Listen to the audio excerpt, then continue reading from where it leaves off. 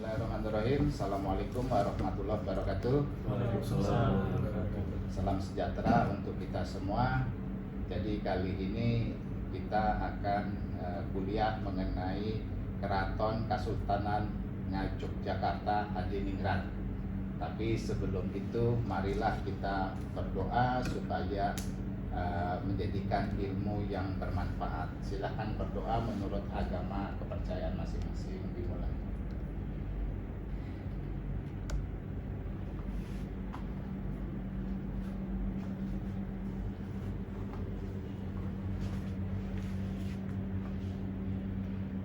Selesai. Bagaimana kabar hari ini? Sehat semuanya? Sehat. Semangat ya. Ya baik. Kemarin materi mengenai Keraton Kasunanan Surakarta sudah paham semua? Ya, paham ya.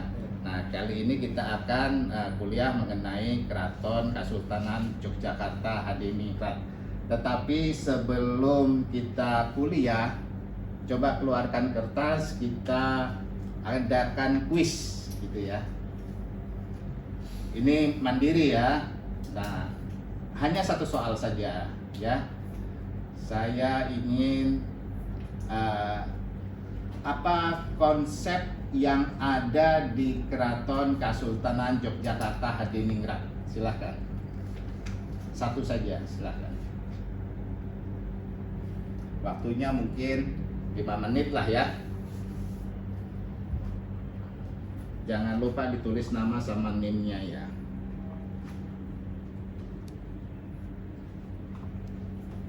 Sudah semuanya ya, dikumpulkan. Ya.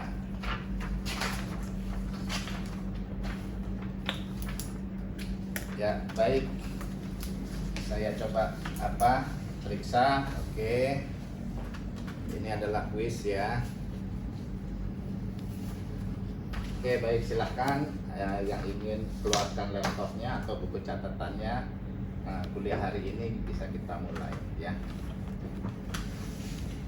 Jadi kemarin kita sudah belajar mengenai ciri khas daripada Keraton Surakarta Hadiningrat. Sekarang kita melanjutkan Keraton Kasultanan Yogyakarta Hadiningrat. Kira-kira sampai sini ada yang ingin tanya? Kita lanjut ya. Ya, lanjut. Oke. Baik, jadi ini sebenarnya dari sejarahnya adalah dari Keraton Kartusuro.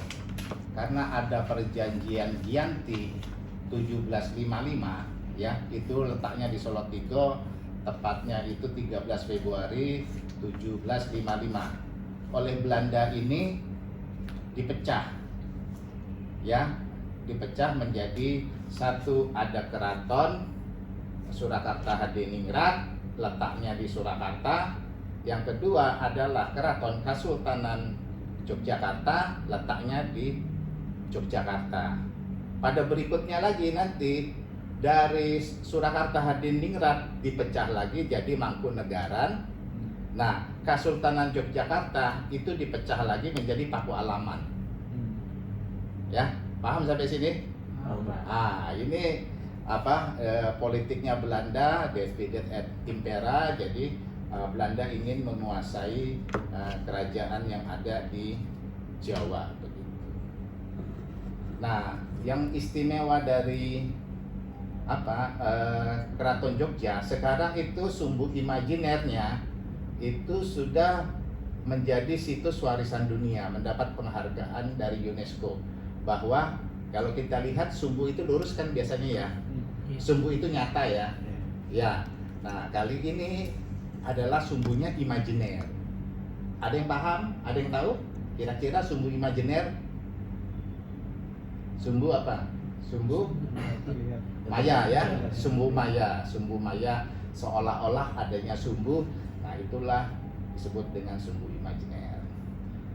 Ya baik, kita lihat denah Keraton Yogyakarta Hadiningrat. Kemarin ada yang paham kalau Keraton Surakarta dari mana? Dari utara dari utara ke selatan. Kalau dari Yogyakarta ini terbalik dia, ya. Nah, dia dari selatan ke utara. Gitu. Kira-kira sampai di sini ada yang ingin tanya?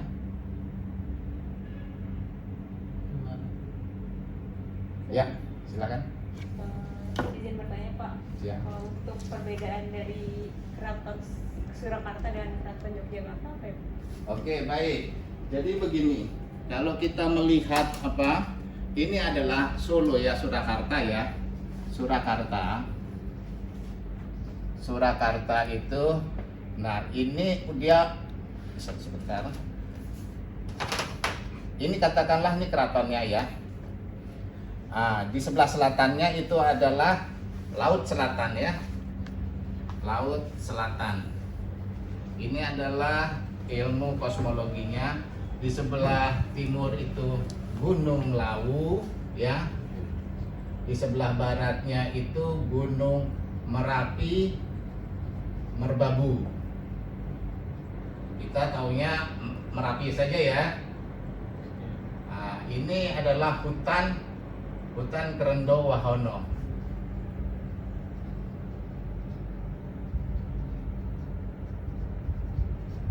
Nah, ini kosmologinya. Nah, ini kalau Keraton Jogja ya, dia utaranya adalah Gunung Merapi, selatannya adalah pantai selatan. Ya. Nah, konsep yang dari Surakarta itu adalah dari utara ke selatan. Tetapi kalau dari Jogja, ciri khasnya adalah dari selatan dia ke utara. Nah, ini adalah konsepnya. Ada apa nih namanya? Gunung Merapi, konsepnya gunung kan? Ya, ini selatan adalah laut kan? Nah, sering juga disebut konsep tinggi rendah, konsep gunung laut. Nah, itu kalau di dunia Cina itu ada Feng Shui ya. Nah, ini adalah kekuatan hukum kausal yang hakiki gitu. Misalnya ada terang, ada gelap gitu ya. Paham sampai sini, hitam, putih? Terjawab ya kira-kira? Jawab Pak. Terima kasih Pak. Ya. Nah, berikutnya ini kita adalah melihat daripada denah yang ada. Nanti kita akan coba berkunjung ke Keraton Kasultanan Yogyakarta. Jadi sebelum itu kita membekali kepada para mahasiswa mengenai lanskap, perancangan, penataan, vegetasi daripada Keraton Yogyakarta Hadiningrat. Ya. Nanti kita lihat bentuk yang lebih aslinya. Nah, ini tadi yang ditanyakan adalah Vira ya, tadi yang ingin nanyakan bahwa Keraton Surakarta Hadiningrat itu istana Jawa sebagai imago mundi. Imago mundi itu adalah citra dunia. Ini bukan orang Indonesia yang menulis. Ya, ini adalah tesis daripada Timothy Behren. Ya, dia tulis Keraton and Cosmos in Traditional Java. Tesis University apa nih? Ya, kelihatan nih. Ya. Nah, ini dia meneliti bahwa dia itu ada Gunung Meru, adanya 7 daratan dan dikelilingi oleh 7 samudra. Tentu Anda akan tanya, kok nggak sama dengan Keraton Jogja? Nah, Keraton Jogja itu didirikan oleh Pangeran Mangkubumi yang berasal dari Surakarta, Ningrat yang berasal dari Surakarta lewat perjanjian Giyanti. Dia dikasih tanah di Jogja, mendirikan Keraton Kasultanan Yogyakarta, begitu. Paham sampai sini? Paham ya. Nah, nanti ada bahwa kenapa dia disebut dengan Imago Mundi, ya, citra dunia, karena di Surakarta itu dia satu itu mempunyai gunung Meru. Gunung Meru yang di Keraton Surakarta itu namanya Argopuro. Tadi kita konsep dualismenya gunung laut, oke ya. Nah, juga mempunyai samudra itu disebut dengan kolam bandengan, ya. Nah, itu ada kolam. Jadi Timothy Behran itu menyebutnya citra dunia. Konsepnya gunung laut, tetapi ada di dalam keraton. Begitu. Nah, kalau Jogja bagaimana? Gitu ya. Kalau Jogja itu punya hanya samudera saja, yaitu Taman Sari. Gitu. Paham sampai sini? Gunungnya dia tidak ada, tetapi gunungnya langsung kepada Gunung Merapi. Ya. Jadi sebenarnya kita mempelajari keraton di Solo dan di Jogja ini, kita tidak usah membandingkan, tetapi kita mencari ciri khas daripada masing-masing lanskap yang ada di keraton. Ya, oke. Nah, karena keraton ini juga dipengaruhi Hindu dan Jawa, terus Islam masuk, disebut dengan sinkritik, gitu ya. Pada prinsipnya selalu kita lihat konsep di tanah air ada konsep dua, ya kan? Tadi hitam putih, ya. Ini ada konsep tiga, Tribuana, gitu ya. Ya, ada konsep 9 yang disebut dengan Nawasanga, arah mata angin. Tribuana, Trinitri, Triloka, semua konsepnya 3, gitu ya. Nah, Islam masuk jadi Baitul Makmur, Baitul Muqaddas, dan Baitul Muharram, gitu. Karena Islam masuk itu kan lewat wali 9, ya.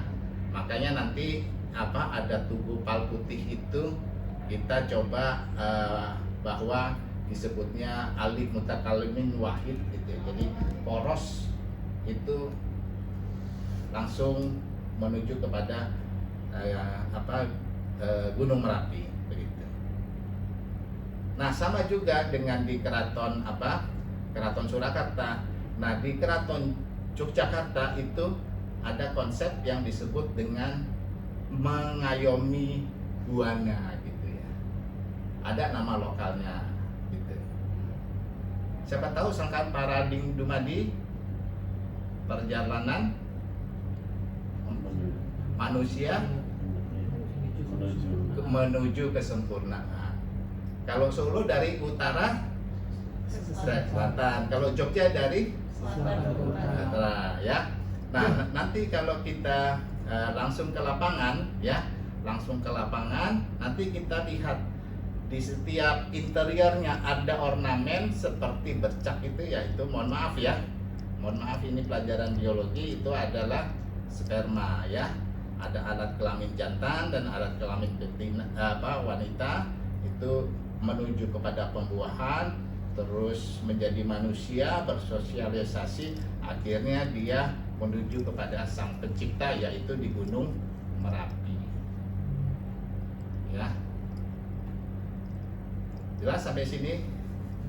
Ada konsep 4, ya, kiblat papat kelima pancer, tadi kita sudah jelaskan, yaitu adalah sebenarnya konsep orientasi utara, selatan, timur, dan barat, begitu, ya.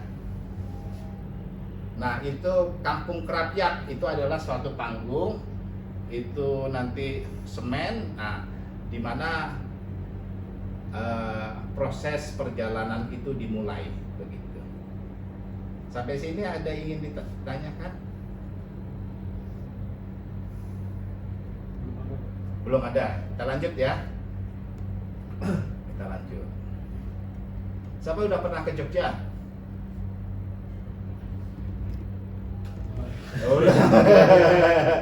Oke, belum ada. Sebelum kita menuju lapangan, nanti saya coba untuk menampilkan film ini saya ambil dari YouTube, gitu ya.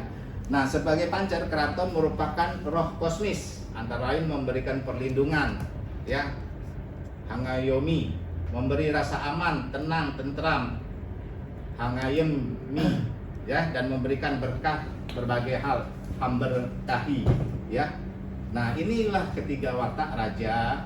Jadi kalau Anda sebagai pimpinan, ya, Anda harus melindungi, memberi rasa tenang, aman, tentram, dan memberikan berkah kepada yang dipimpin.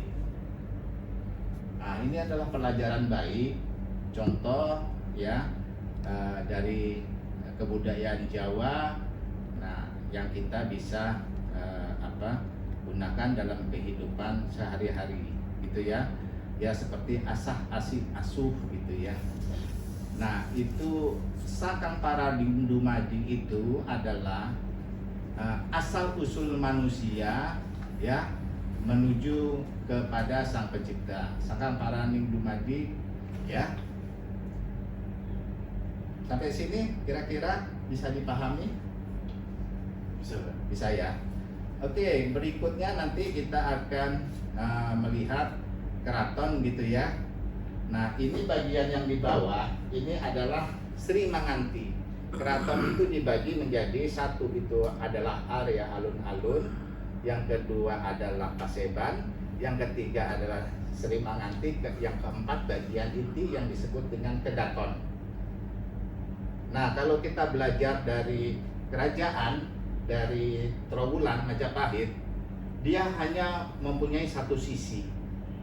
Tetapi karena ada Islam masuk menjadi dua. Diulang lagi di selatannya begitu. Paham ya? Ya, kalau kemarin kita belajar mengenai Keraton Majapahit bahwa dia hanya mempunyai alun-alun di utara, di bagian selatan nggak ada kan ya? Iya, oke. Ya. Kira-kira sampai sini ada yang ingin tanya?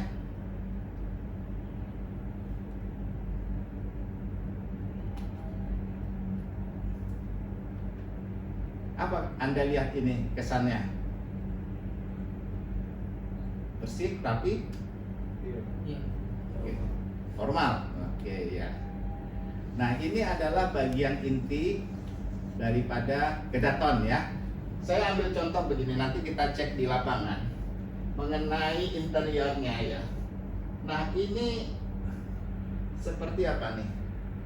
Seperti, mohon maaf ya, dalam biologi seperti sperma ya.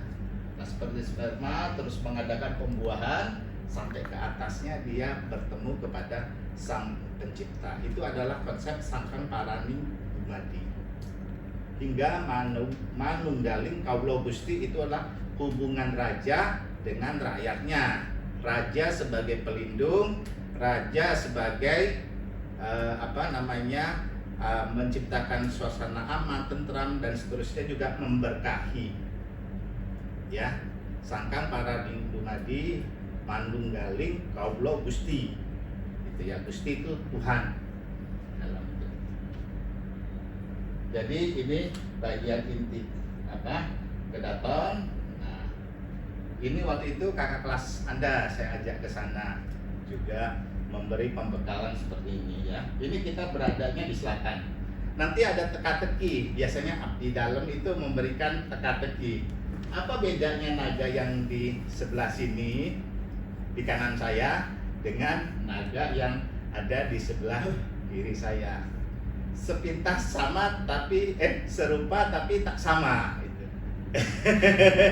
Kaget juga gitu ya. Kaget juga kita. Nah, ini motif-motif yang ada ya. Ada yang ingin tanya?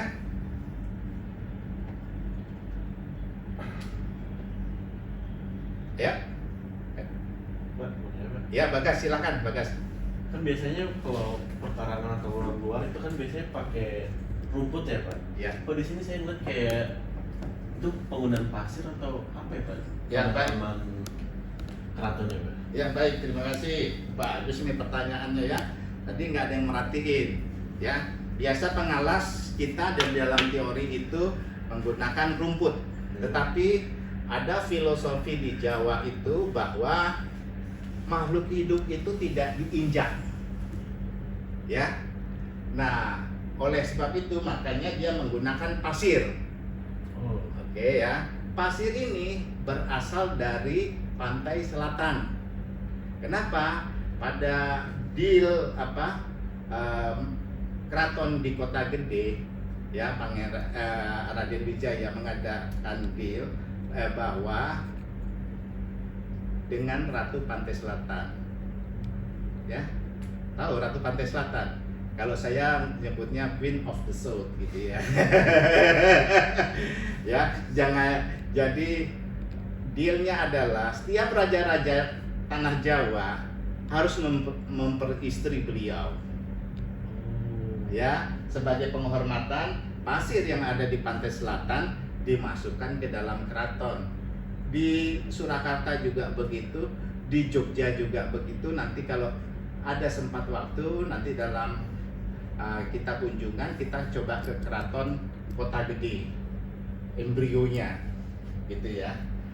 Nah, itu secara filosofi, tetapi secara ilmu pengetahuan lebih porus mana, pasir atau rumput dalam menyerap runoff air hujan?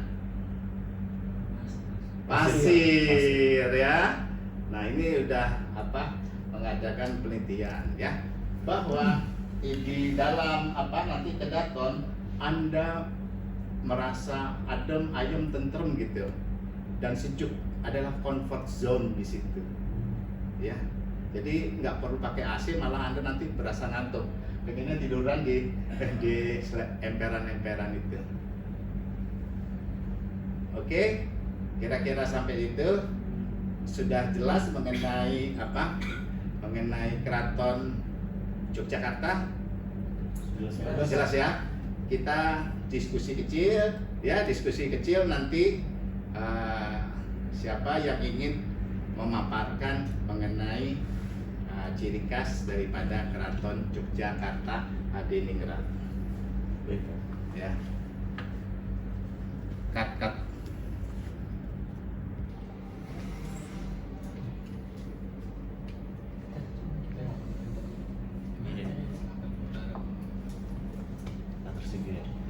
Simbol-simbol penggunaan elemennya itu menggambarkan dari awal kehidupan, dari embrio, terus pembuahan, habis itu perjalanan hidup sampai terakhir kembali ke Tuhan.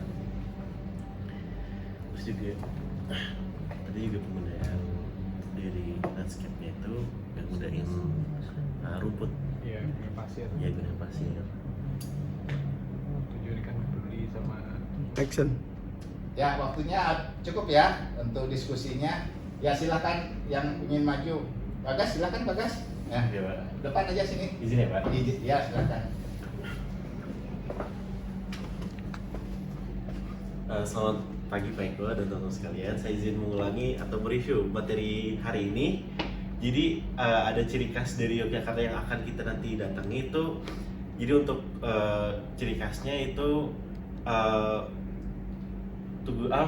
Keraton Yogyakarta ini memiliki sumber imajiner, dan ciri khasnya itu dari selatan menuju utara, berbeda dengan keraton di Surakarta yang dari utara ke selatan.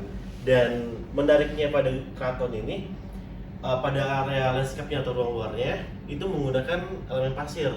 Itu dikarenakan mereka memiliki terpatrikan bahwa tanaman itu diasosiasikan sebagai makhluk hidup, dan makhluk hidup tidak boleh dirusak atau dimatikan, sehingga penggunaan pasir ini diterapkan pada landscape di Keraton Yogyakarta. Dan juga ini merupakan simbolisasi perjanjian dari pimpinan kerajaan tanah Jawa kepada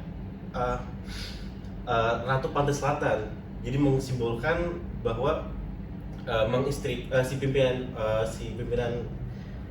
raja ini mengistrikan Ratu Pantai Selatan dengan mensimbolkan penggunaan pasir dari Laut Selatan. Seperti itu, Pak. Baik, ya, kira-kira ada yang ingin tanya? Sangat jelas. Cocok semua? Cocok. Kita berikan applause.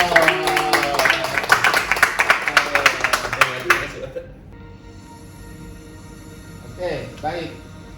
Jadi untuk visualisasi dalam mata kuliah ini, saya coba mengambilkan film karena Anda belum pernah pergi ke Jogja. Saya ambilkan film, ada beberapa itu dari YouTube gitu ya. Nah, nanti kita kita tampilkan di sini. Nah, ini perjanjian di Giyanti 13 Februari 1755. Ini yang saya sebutkan tadi ya. Tadi juga sudah dipresentasi. Saya percepat ya. Kalau Anda nanti saya kasih bahan materi untuk perkuliahan ini, gitu ya. Kita lihat bahwa ini Raja Mangkubumi, ya Pangeran Mangkubumi, raja pertama daripada Sri Sultan Hamengkubuwono. Wono itu Buana. Ini adalah Tugu Palputih. Kita lihat sumbu imajinernya ya. Ya di belakang itu adalah Gunung Merapi. Terlihat ya? Lihat, kita lihat di sini. Ini rusak, sekarang diganti Tugu Palputih gitu ya. Nah ini ada prasastinya. Nah ini kan yang kita kenal sekarang. Nanti kita lihat di sana. Letaknya di ujung Malioboro, gitu ya. Saya percepat aja, ya gitu ya. Nah ini adalah film yang pertama, gitu ya. Kira-kira ada yang ingin ditanya? Jelas ya? Jelas ya. Kita coba melihat suasana daripada di dalam Keraton Kasultanan Yogyakarta. Terlihat ya? Nah, nanti kunjungan kita ini Malioboro, kita berada di alun-alun utara, begitu ya. Ini filmnya, ini nanti saya percepat, nanti saya share setelah kuliah bahannya. Nah, ini dia ada gapura, ya menuju kepada alun-alun utara. Sebelah kanannya nanti itu kita ada Benteng Vandenberg, juga Istana Kepresidenan di Yogyakarta. Ya, kita lihat. Saya percepat ya. Oke, kita percepat. Nanti kita beli tiket. Beli tiket ya, kita masuk di sini. Ini tempat tiketingnya. Nah, kita masuk dari Serimanganti. Serimanganti adalah ini adalah gate ya, gerbang di mana kalau ingin ketemu raja kita menunggu kayak ada ruang apa ya, ruang tamu atau apa ya, teras gitu ya. Nah, kita nunggu, habis itu Bapak silahkan masuk ketemu raja begitu. Kayak kita ingin apa, ketemu dengan Pak Dekan atau Bu Dekan, kita ada di ruang tunggu kan. Nah, itu namanya Sri Manganti. Manganti menanti gitu loh. Ya. Kira-kira jelas ya? Bersih ya keratonnya ya. Nah, ini juga banyak pohon gitu ya, beraneka nama. Seperti saya ambil satu contoh, sawo kecik. Kenapa dia dinamakan sawo kecik? Sawo becik. Sebecik itu baik supaya kita bisa berbuat baik. Nanti ada kelapa gading, bahasa Jawanya tuh cengkir. Cengkir itu kenceng pikir. Jadi raja itu harus pikirannya tajam. Ya. Ada pohon gayam. Ada pohon apalagi soka, macam-macam. Nah, nanti tugasnya mahasiswa mengidentifikasi jenis tanaman yang ada. Kalau beringin tahu dong di mana itu? Alun-alun ya. Nah, oke ya. Ini suasananya seperti ini. Nah, ini dia ada tulis ya, bersih ya. Nah, ini bukunya dan segala macam ya. Arsip administrasi di zaman dulu ya teman-teman. Saya kira demikian sangat jelas. Tadi kita sudah kuis, sudah ada diskusi, juga ada pemutaran film gitu ya, pemutaran film sehingga Anda terbayang suasana Keraton Jogja. Terbayang. Kira-kira ada yang ingin ditanyakan lagi? Cukup? Cukup. Sebelum kita akhiri, kita berdoa dulu. Semoga ilmu ini menjadi barokah dan bermanfaat bagi kita semua. Berdoa dimulai.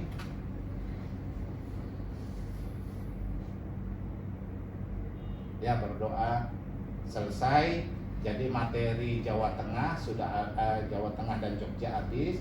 Nanti minggu depan kita akan masuk kepada Keraton Trowulan di Jawa Timur ya. Tetap semangat. Semangat. Sebelum mengakhiri kita ucapkan alhamdulillahirabbil alamin. Assalamualaikum warahmatullahi wabarakatuh. Waalaikumsalam.